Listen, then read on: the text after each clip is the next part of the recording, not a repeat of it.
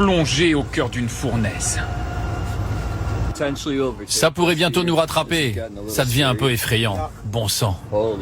Ces conducteurs d'un train de marchandises arrêtés en pleine voie face à cet immense brasier à l'est du Canada. L'un d'entre eux filme la scène. La situation semble critique. Ok, il faut qu'on se dépêche. On est encerclé par les flammes, là. Il faudrait peut-être reculer. Sur le bas-côté à droite, toute la végétation s'embrasse dangereusement. Son collègue appelle alors la base. Son train transporte des marchandises inflammables. Jody, tu nous entends? Oui, je t'entends.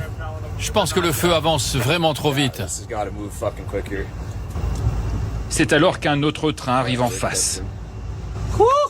Image surréaliste d'un axe ferroviaire transformé en piège infernal. Quelques instants plus tard, ses employés abandonneront à pied leur train pour se mettre à l'abri.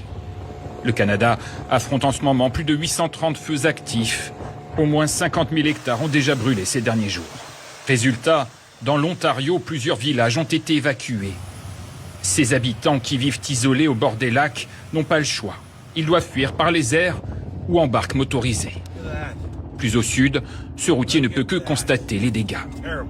Tout a brûlé. Même l'autoroute est noire. Regardez cette tragédie. Même inquiétude dans les zones plus urbaines. Regardez le ciel. C'est super orange. C'est le résultat des feux qui brûlent dans le nord-ouest de l'Ontario et tout autour. Ces feux pourraient encore prendre de l'ampleur. Une alerte aux fortes chaleurs après le nord des États-Unis concerne désormais le Canada. Nous passons à la prochaine prophétie délivrée du Saint-Esprit. Lorsque nous étions en train de préparer ce dimanche 7 juin 2026, lorsque nous étions en train de méditer la parole de Dieu, l'ivresse du Saint-Esprit nous a donné une prophétie. C'est la raison pour laquelle nous ne l'avons pas annoncée. Parce que lorsque nous étions en train de préparer prophétie de l'ivresse du Saint-Esprit de ce dimanche 7 juin 2026, lorsque nous étions en train de méditer la parole de Dieu, l'ivresse du Saint-Esprit nous a révélé les cris et nous a fait entendre les cris du côté du Canada. Lorsque nous sommes en train de préparer le live de ce dimanche 7 juin 2026, lorsque nous étions en train de méditer la parole de Dieu, l'ivresse du Saint-Esprit nous a révélé, prophétie de l'ivresse du Saint-Esprit sur le Canada. L'ivresse du Saint-Esprit nous a révélé, nous a fait entendre les cris du côté du Canada. La population du Canada criait. L'ivresse du Saint-Esprit nous a révélé. Il nous a fait entendre les cris du côté du Canada. Il nous a fait entendre la population du Canada crier. C'est la raison pour laquelle nous ne l'avons pas annoncé.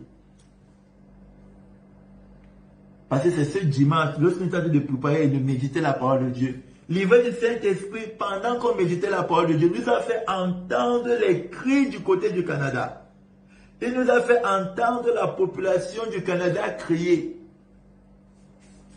Et qu'est-ce que c'était?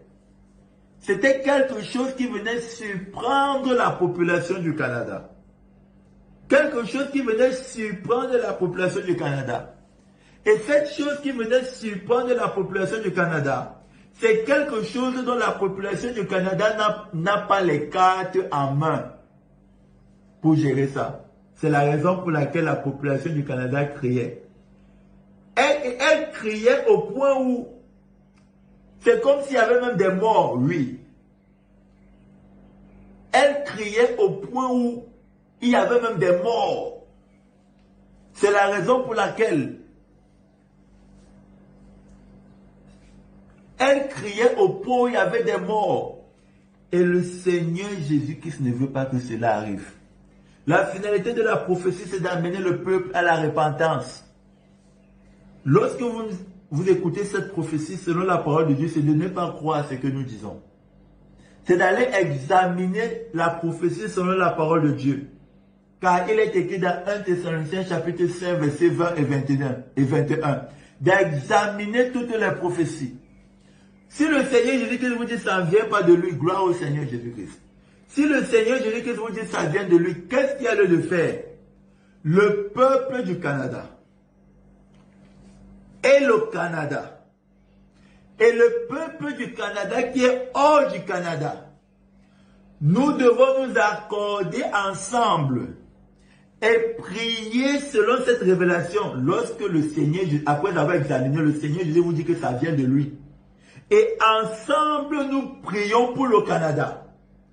De sorte que ce qui va arriver là arrivera, toutefois il n'y aura pas de mort. Prophétie délivrée du Saint-Esprit sur le Canada. Nous sommes aujourd'hui dimanche, le 7 juin 2026. Nous reprenons.